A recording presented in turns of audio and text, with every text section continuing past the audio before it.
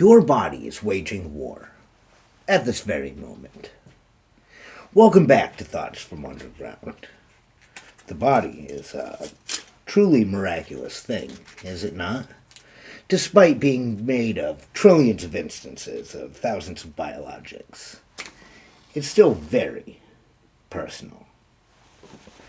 What if the causal grounds work in much the same way? This is octant 6. Personal, polytheistic, pantheistic. And you're experiencing it right now, internally. You feel like one unified person, one consciousness, one will. But right now, billions of agents are negotiating causality inside you. Your immune system wants to attack. Your endocrine system wants to conserve. Your nervous system wants to explore.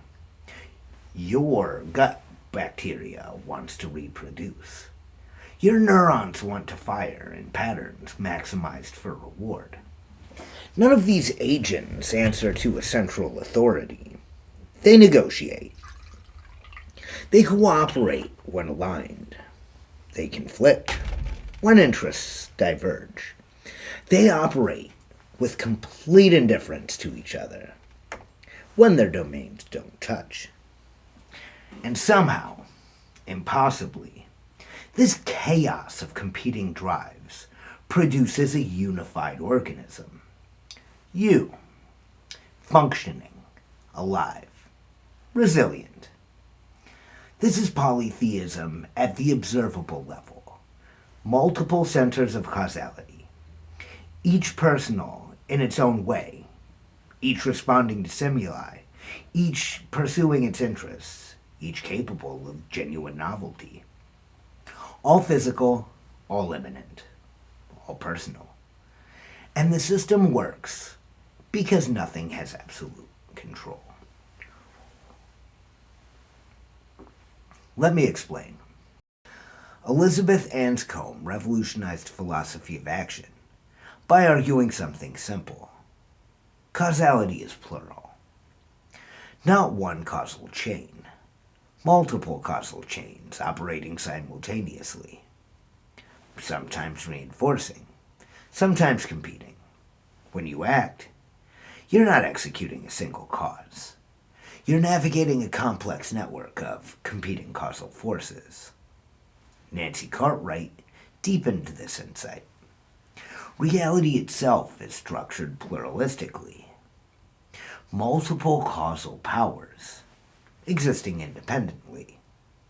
They don't reduce to a single fundamental law. They operate according to their own natures.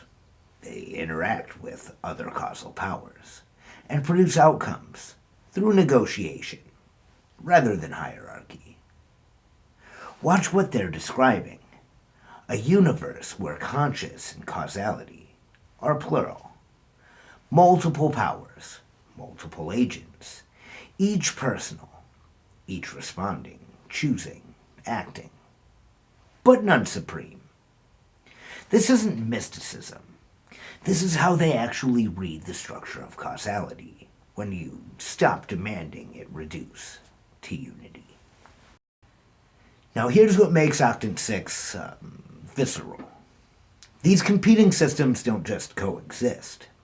They compete for governance, for the throne, the seat that chooses which perception guides action in any moment. Right now, some drive in you is on that throne. Some want is directing your perception toward these words. But the moment you finish watching, another will ascend. Hunger, fatigue, curiosity about something else, anxiety about what you're not doing. These aren't aspects of one unified will. These are multiple wills in constant negotiation for dominance. And the resilience of your system depends on that negotiation remaining genuinely open. If one drive conquered absolutely, if hunger always dominated, or fear, or curiosity, you'd be brittle, fragile, absolutely unable to adapt. The system survives because difference creates conflict. Conflict creates negotiation. Negotiation allows for adaptation. The timeless truth? A universe of multiple conscious principles isn't chaotic despite its plurality. It's resilient because of it. Any civilization, any system that places all eggs in one basket, risks catastrophism. The gods must compete, must negotiate, must remain genuinely other to each other. Because that otherness is what provides the novelty to adapt. Reality requires difference. Difference requires conflict. Conflict requires genuine otherness. And genuine otherness requires that no single principle ever achieve absolute dominance. This is what classical polytheism understood. The Greek gods fought. The Hindu deities competed. The Norse pantheon operated through genuine tension. Not because they were primitive or confused, but because they were describing something observable. Ultimate reality seems genuinely plural. And plural causality means conflict is built in. Zeus and Hera don't cooperate because they've resolved their differences. They cooperate because their conflict produces fertility, creativity, generative tension. The same applies to any polytheistic structure worth taking seriously. But notice, they remain entirely physical in octant 6. These aren't transcendent principles. They're immanent causal forces, operating within reality, not beyond it. Personal and conscious, yes, but entirely contained within the physical system they govern. Octant 6 says, multiple conscious principles can be entirely physical, entirely immanent, and still maintain genuine otherness, genuine conflict, genuine relationship. What defines the edges of octant 6? Add transcendence, claim these multiple principles exceed the physical, and you enter octant 2, Whitehead's process theology and certain Christian Trinitarian theologies. Collapse plurality into a singularity, and you return to octant 5, one conscious principle, entirely physical.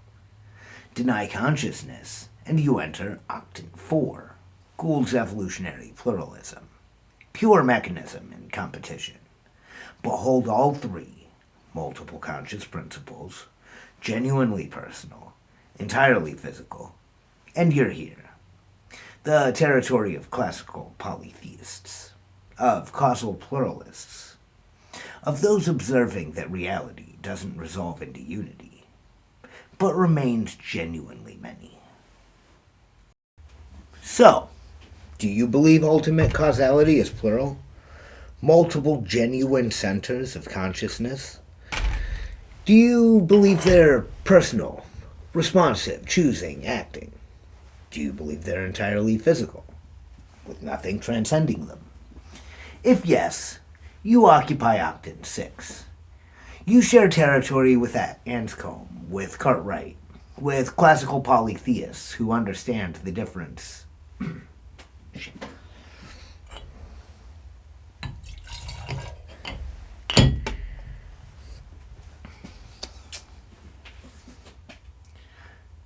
So, do you believe ultimate causality is plural? Multiple genuine centers of consciousness. Do you believe they're personal, responsive, choosing, acting? Do you believe they're entirely physical, with nothing transcending them? If yes, you occupy octant 6. You share territory with Anscombe, with Cartwright, with classical polytheists who understand that difference isn't a defect, but a necessity. Even some Christian sects. This does not make you right, but it makes you coherent with what we can actually observe. a universe of competing powers, negotiating causality, producing resilience through conflict. Are you a classical polytheist? Even for your contemporary reasons? Next, we explore impersonal monotheistic panentheism, where singularity returns, but consciousness departs, where ultimate reality is one, transcendent, and yet entirely present, but utterly, completely blind. Until then, keep digging.